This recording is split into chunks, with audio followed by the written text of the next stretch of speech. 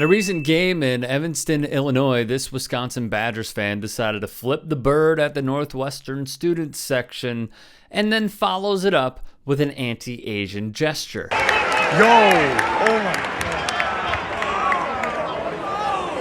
God. The students section was shocked by what they just saw, as were many watching on TikTok. Then security comes over. It appears the Badger fan does not want to move from his seat, so the cops then help escort him away. The student section cheers, but then he does the slant-eyed gesture one more time before he departs. Finally, he walks off and is not seen again as police lead him away, not forcefully, but just to the exit. A sad showing from a disgraceful human being. TMZ reported the latest. He is now banned from buying tickets to the school's sporting events after making the racist gesture. The University of Wisconsin thanked Northwestern for removing the fan after the offensive act. They also announced he's no longer welcome at Badger sporting events. The original uploader, Deborah Lee, told NBC Chicago he was taunting students, flipping them off, and to top it off, did the racist slant-eye Asian gesture and continued pretty much the entire first half of the game.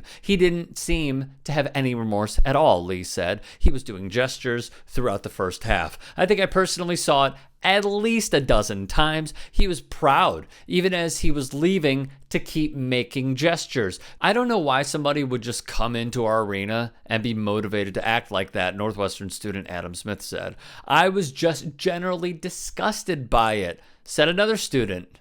There's no room for this at a basketball game. Northwestern student Kirsten Lee shared a TikTok video from her point of view of the incident. Was excited to go to my first NU basketball game, she wrote, and then this man started being racist to me and the group of Asian guys sitting behind me. Look at who the gesture is made towards, and it's a group of Asian American students, says Sadia Pervez with the Chicago chapter of the Council on American Islamic Relations. It was extremely disappointing given what we've had to deal with, and that is exactly the point. This is something no person should have to endure, but it is repeated history of what these communities have had to deal with. Kung flu, yeah.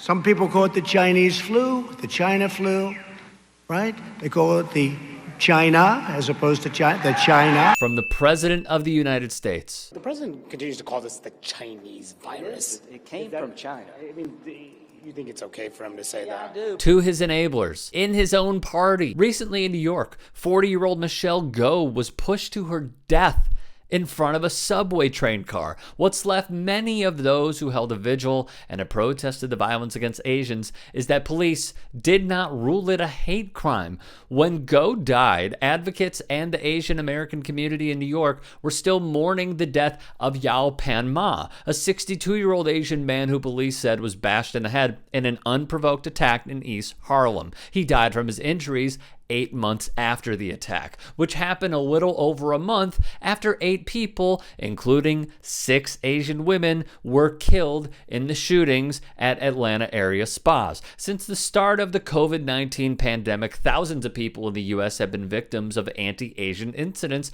from verbal abuse to physical attacks. In New York, hate crimes involving Asian Americans increased from 28 in 2020 to at least 129 incidents in 2021. That's via the NYPD's chief of detectives in a news conference last month. Joanne Yu, executive director of NYC-based nonprofit Asian American Federation, said that the Asian community had already been on high alert since the start of the pandemic, when many had been blamed or scapegoated for the virus. NYPD crime statistics released in December showed a 361% increase in anti-Asian attacks compared to the year before. I will challenge everyone here. If you see something, will you help me? Yes!